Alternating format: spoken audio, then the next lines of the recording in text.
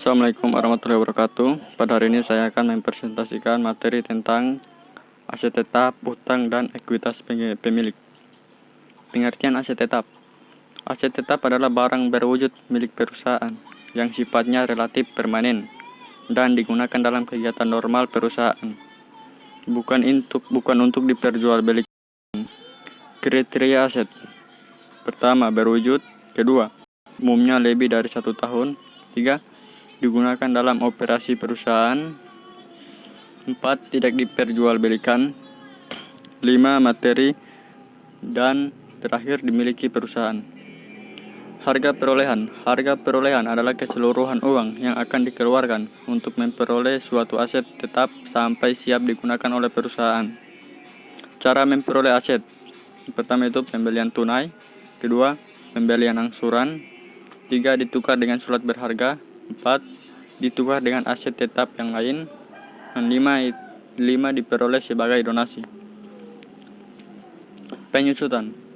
Penyusutan adalah pengalokasian harga perolehan aset tetap menjadi beban ke dalam periode akuntansi yang menikmati manfaat dari aset tetap tersebut.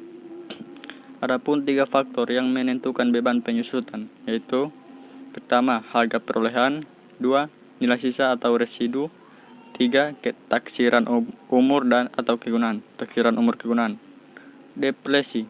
Depresi adalah berkurangnya harga perolehan atau nilai sumber daya alam seperti tambang dan hutan kayu yang disebabkan oleh perubahan sumber daya alam tersebut hingga menjadi persediaan. Utang. Utang adalah kewajiban perusahaan untuk membayar sejumlah uang, jasa, barang di masa mendatang kepada pihak lain akibat transaksi yang dilakukan di masa lalu. Pengelompokan utang berdasarkan jenis aktivitas transaksi. Pertama itu utang usaha. 2, utang bank. 3, wesel bayar. 4, obligasi. 5, utang dividen. Yang 6 yaitu utang pajak. Ekuitas pemilik. Ekuitas pemilik perusahaan menunjukkan jumlah kontribusi pemilik perusahaan di bagian laba yang dihasilkan serta tidak dibagikan sebagai dividen oleh perusahaan. Modal saham. Modal saham adalah kontribusi pemilik kepada suatu perusahaan yang berbentuk perseroan terbatas sekaligus menunjukkan bukti kepemilikan dan hak pemilik atas perseroan terbatas tersebut. Pencatatan modal saham. Pertama itu modal saham statuter. 2, beredar. 3, modal saham yang belum beredar. 4, modal disetor. 5, modal saham treasury. 6, yaitu modal saham dipesan. Dividen.